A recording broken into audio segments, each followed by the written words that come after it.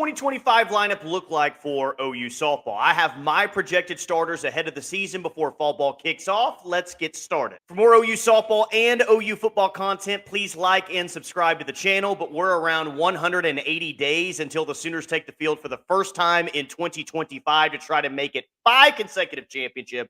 So, of course, things can change, and they will change with this team. But for now, here's what I think, and let's start with pitcher. We'll start with Kirsten Deal, and I'll put her in the circle. Got the most OU experience coming back. I don't think it's necessarily a given that Kirsten Deal is your ace when the postseason rolls around, and that'll be a big storyline that we follow throughout the season. I really like Bella Smith. I like Sam Landry via the transfer portal. We'll see what happens with Peyton Monticelli. We'll see what happens with this freshman class. But as of right now, pre-fall ball in August, I think Kirsten Deal is the front runner at this point to be the ace. I think that she is your opening day starter in the circle. Big year coming up for her, but fear the shades. At catcher, I have Isabella Emerling. Great season last year at North Carolina. One of the best seasons offensively in UNC history.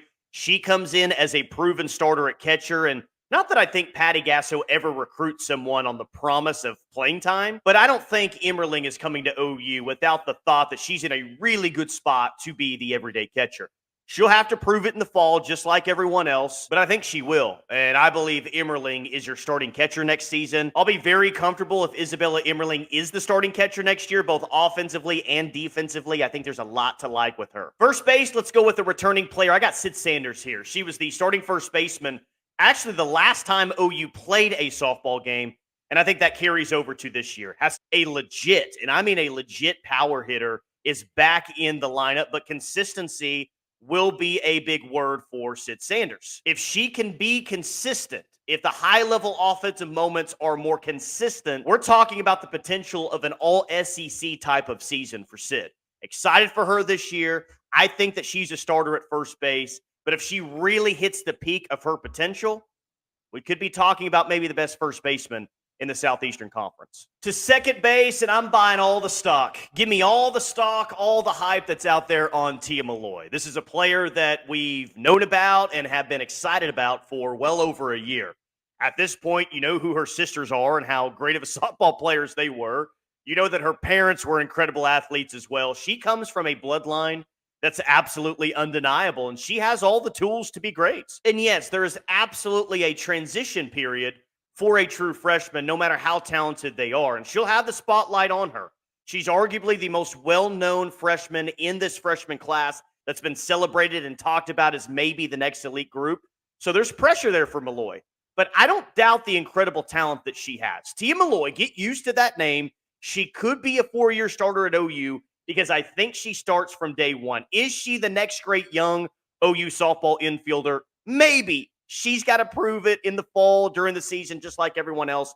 But the talent is there for her to be a future great. At shortstop, I'm really excited about Elana Agbayani. Played short at BYU, and I think it's just that simple. Got her via the transfer portal. One of the best shortstops in the Big 12 last year. Just leave her there this year. I think it's as simple as that. One of the best hitters in the Big 12 last year, and I think she could be one of the best hitters in the SEC this season. Those are the expectations I have for Agbayani this year. Great contact, great average, gets on base, doesn't strike out. She's an everyday player, and I think one that's going to be at the top of the order for this offense. But you've got to be a really good player defensively if you're going to be an everyday shortstop for OU, and that's what she is. Just 7 errors in 155 chances last year. I think Agbayani won't just be one of the best hitters in this order or one of the best defensive players that this team has. I think she'll be one of the best players that OU has next season.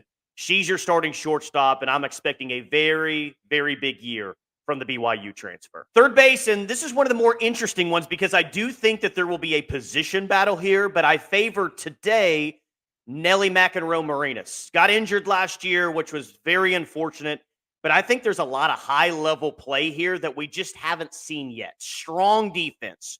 Great arm, a lot of pop in her bat. I think she's a natural third baseman, and Patty told us from the get-go that she's going to be occupying one of those corner infielder spots. I'll go back to the offense and the power that I think that she has in her bat because that's the thing.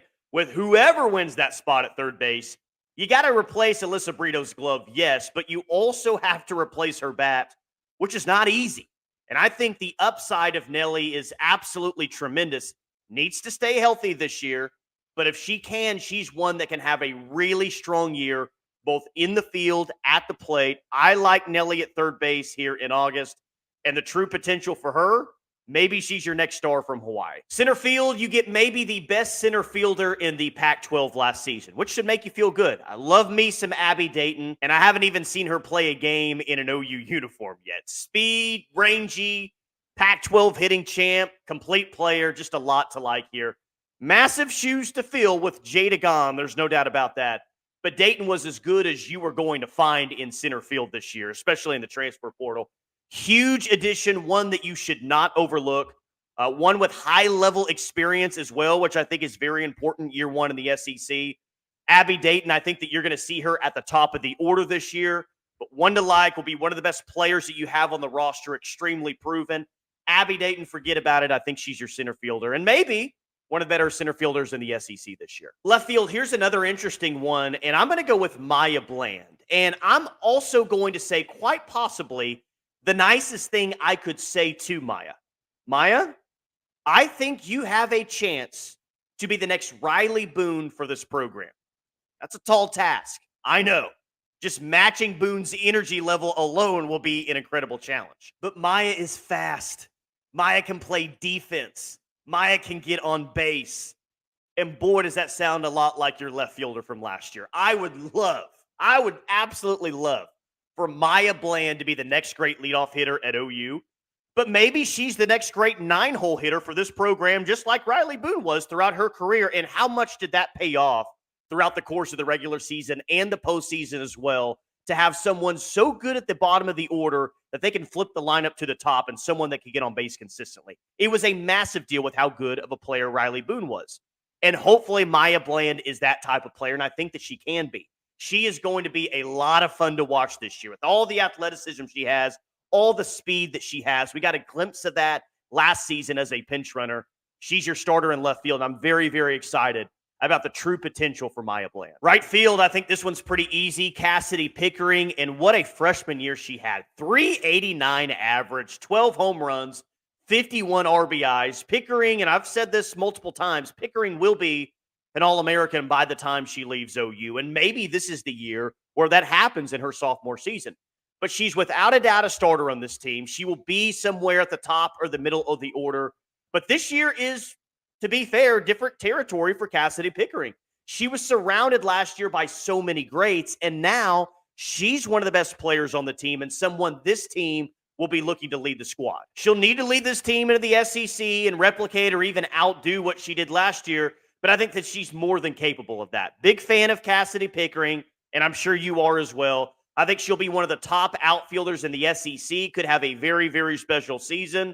I think she'll be an all-SEC outfielder at the end of the season. DH, let's go with another freshman who really burst onto the scene last year. Ella Parker showed a lot of signs she's going to be a big-time hitter here. Hit .415, started 58 games on a team filled with veterans, a team filled with legends, and she was still able to get into the everyday lineup. That's how much she stood out as a freshman. Now, like Pickering, it's her team to lead, but also like Pickering, I think that she's more than capable of doing that. Listed as a utility player, so maybe we'll see her at multiple positions, but for now, I'll say that she's the opening day DH and a player that I really think could lead this team in a lot of power categories at the end of the season. So that's my pre-fall lineup. What would you change from the predicted opening day lineup? Let me know in the comments. And as always, thank you for watching.